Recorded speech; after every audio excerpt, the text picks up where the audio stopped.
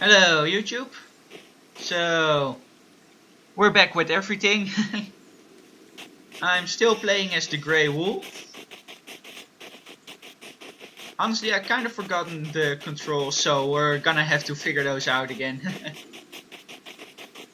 um, oh yeah, Z is release things from the flock.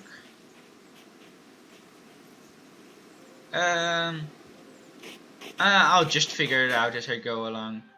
Oh yeah, that's going smaller. I kind of want to go really huge, you know, like, because this apparently all loops back to itself.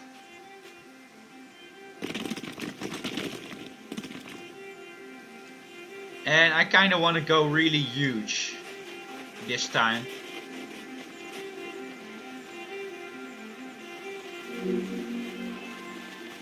I am a large rock.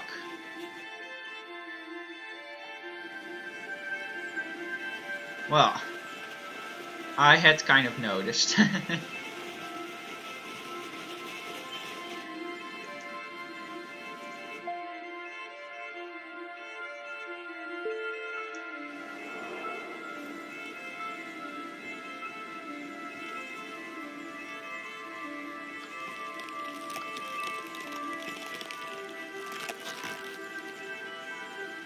And now I'm a tree, which is always cool. I really like playing as the trees because the animation is just really beautiful.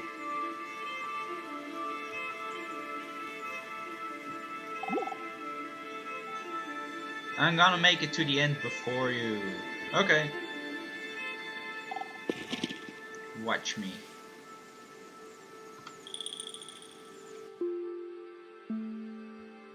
And I can ascend again. Yeah, again the green continent.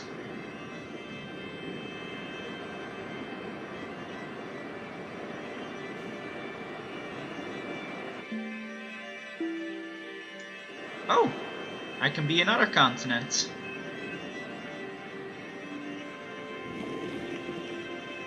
Now I'm two continents at the same time. This is why I like this game. A rock continent. And then I'll ascend. I am a blue planet, I think. I did play this game on my own a little, but not really all that much.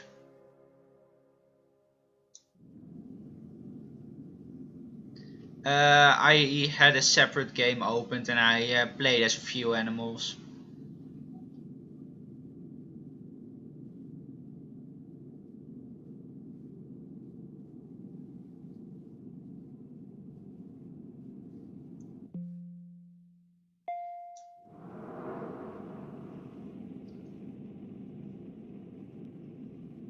Also, I figured out how to open the menu. It was the escape button, which I'll by the way use to... Oh, game sound is already up as high as it can. I do want to make view sensitivity slightly lower. Yeah, much better.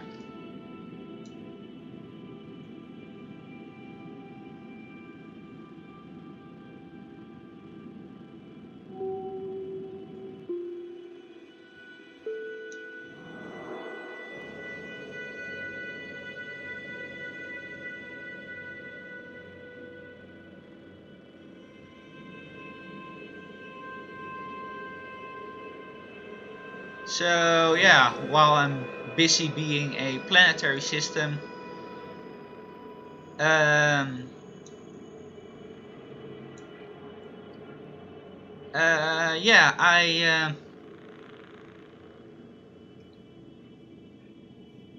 yeah, there hasn't been that much happening actually. Like, I had vacation for a week last week, so I was basically just hanging out, doing stuff. kind of minding my own business at home and not getting nearly as much done as I had set out to do, but on the other hand, I don't mind. Okay, uninspired lasers.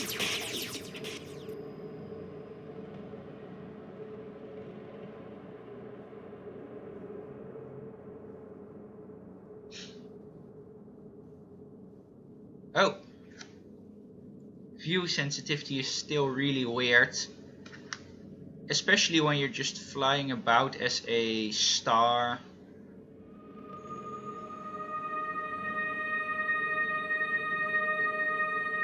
This is why I kind of prefer being an animal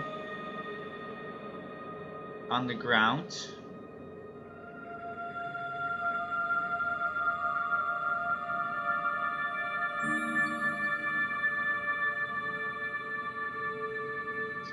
Because this doesn't control all too well. World destroyed by the tyranny of low frame rates.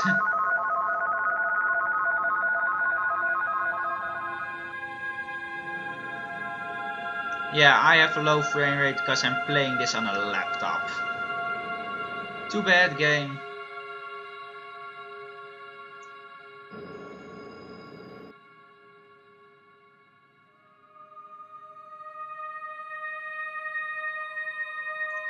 I can imagine the low frame rate not being nearly as much of an issue when you're just playing as an animal on a finite continent.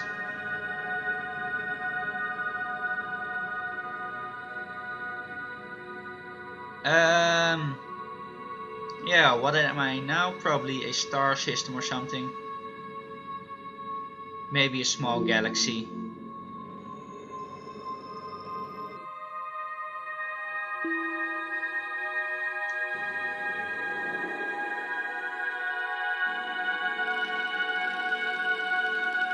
Wow, this is trippy.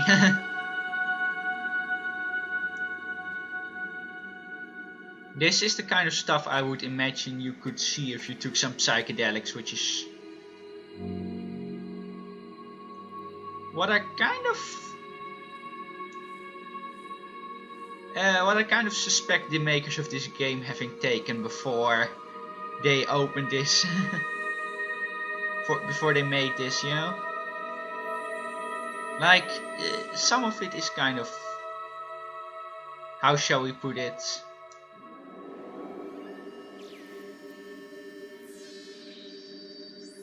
Kind of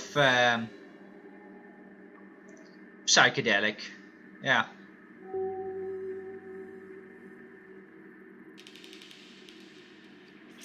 And now I'm a 3D object.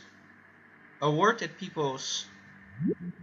You, as a human being, you grow out of this physical universe in just exactly the same way that an apple grows off an apple tree. So let's say the tree which grows apples is a tree which apples, using apple as a verb. And a world in which human beings arrive is a world that peoples. And so the existence of people is symptomatic of the kind of universe we live in. Just as hair on a head is symptomatic of what's going on in the organism. But we have been brought up not to feel that we belong in the world. So our popular speech reflects it. We say, I came into this world. You didn't, you came out of it. We say, face facts. We talk about encounters with reality. As if it was a head-on meeting of completely alien agencies, and the average person has the sensation that he is a somewhat that exists inside a bag of skin, the center of consciousness, which looks out at this thing and what the hell's it going to do to me? I recognize you. You kind of look like me, and I've seen myself in a mirror, and you look like you might be people. So maybe you're intelligent, maybe you can love too, and perhaps you're all right. Some of you are anyway. you've got the right color of skin, or you have the right religion, or whatever it is, you're okay. But there are all those people. When you want to destroy someone, you always define them as unpeople.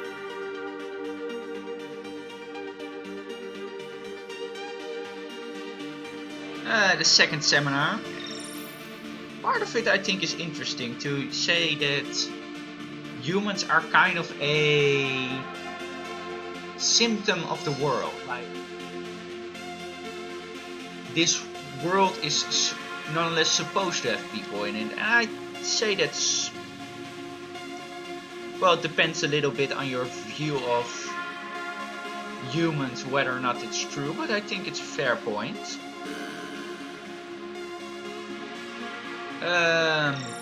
And then, you know, the weird idea we have with consciousness and how basically seeing someone as a person or not as a person is what destroys or creates discrimination. I think that's really interesting stuff. I mean, some of it is still kind of, you know, kind of weird, kind of like, are you sure you're not just saying words? But yeah, I think it's really, I think it's a really fair point.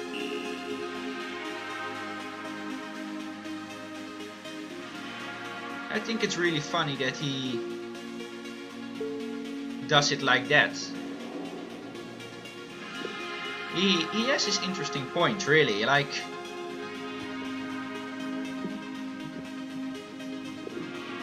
and now I have some sort of atom, I guess, so I'm starting to look back on the universe.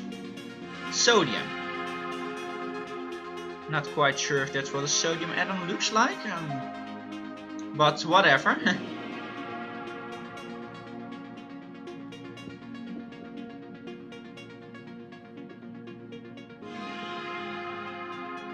And now I am a ragweed pollen. I'm gonna see if I can loop back onto at least the small plant level.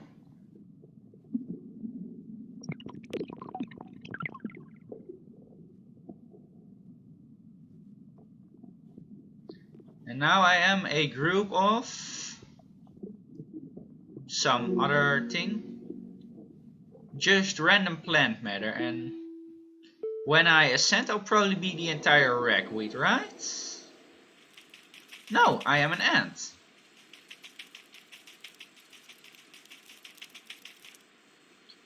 Well, honestly, I've never had much up with ants. Like, I think it's interesting how they can know that a black ant, yeah, how they basically give themselves up for the good of their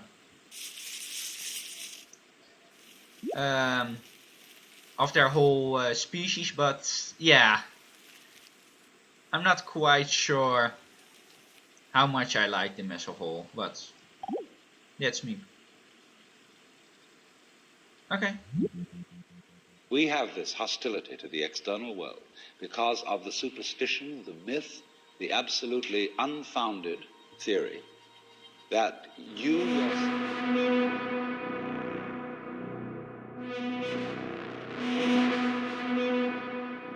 exist only inside your skin. Now, I want to propose another idea altogether. Billions of years ago, you were a big bang.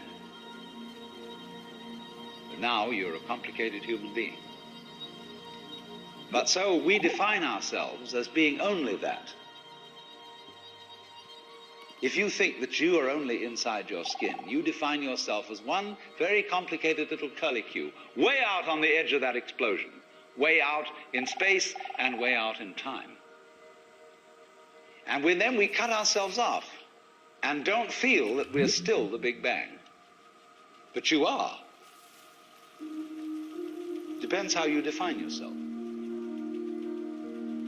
You are actually, if this is the way things started, if there was a Big Bang in the beginning, you're not something that is a result of the Big Bang. You're not something that is a sort of puppet on the end of the process. You are still the process. You are the Big Bang, the original force of the universe coming on as whoever you are. See, when I meet you, I see not just what you define yourself as, Mr. So-and-so, Miss So-and-so, Mrs. So-and-so. I see every one of you as the primordial energy of the universe coming on at me in this particular way. I know I'm that too. But we've learned to define ourselves as separate from it.